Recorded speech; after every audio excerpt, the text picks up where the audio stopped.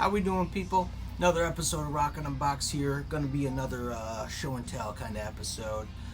Coming hot off the heels with my meet and greet with Stephen Pearcy, the vocalist of the mighty RATT. He came to town a couple weeks ago at a new venue, and I went and I was front row center the whole time. However, I couldn't hear a single thing. I couldn't hear him singing at all. Where I was at, we were so close that the speakers were like behind us, kind of. And so all I heard was just drums, all drums. I'll throw a clip up on here.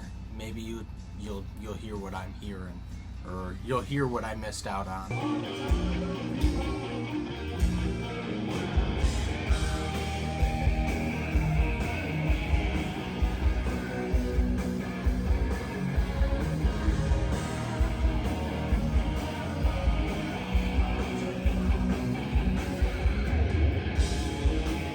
Alright, so I'm in the middle of editing this video, and I felt like I had to get on here and say a couple things regarding that clip and what I said prior to the clip. I don't care that I didn't hear very good at the show. I do not care that the sound was bad. I do not care if he himself sounded bad. A lot of people already dog him and his voice. I'm not going to.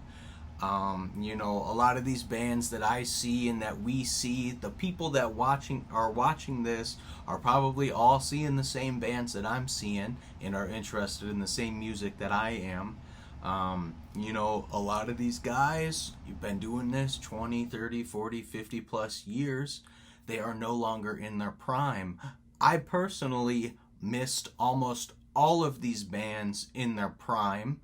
By a long time. I was not born until well after most of these guys were in their prime.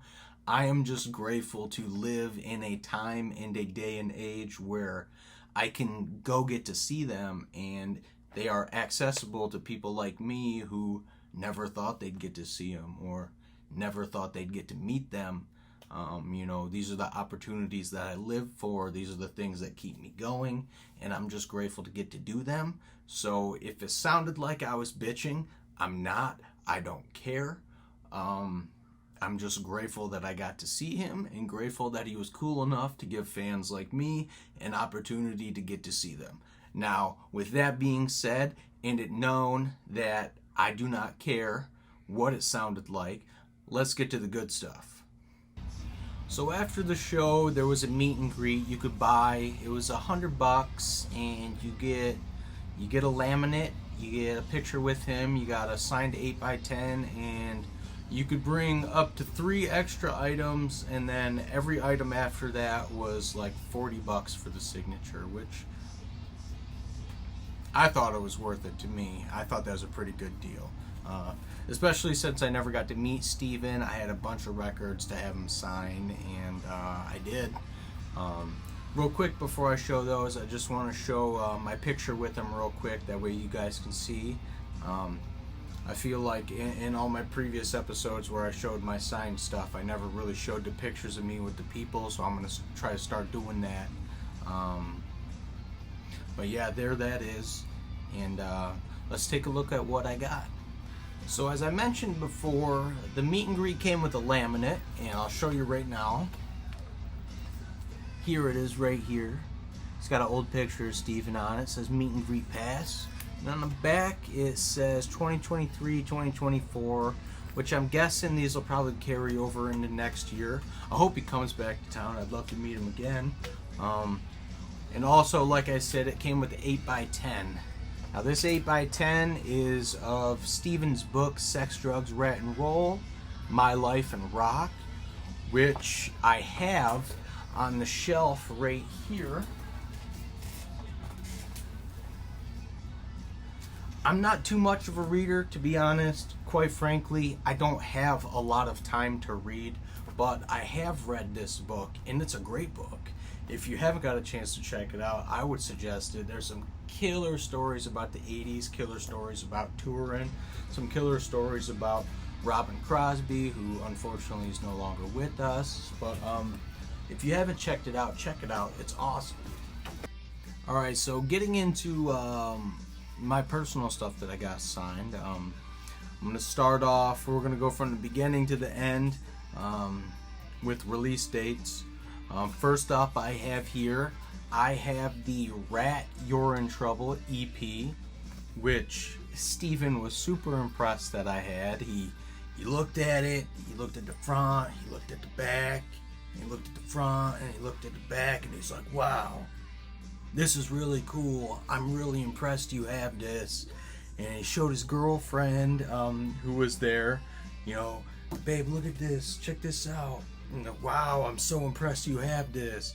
And then he flipped it over and signed it on the back, which I'm grateful to have it signed, but I would have preferred to have it signed on the front. It's signed on the back right there, and I know that just looks like a scribble. Probably the worst signature of anybody I've ever met, but nonetheless, I'm grateful to have it. That is Stephen Pearcy's signature on this RATT EP. Moving on to the next album, I have an original copy of RATT's Out of the Cellar with the hype sticker. Pretty sweet. Hell yeah. Moving on to my original copy of Invasion of Your Privacy, which I think is one of the coolest album covers of all time.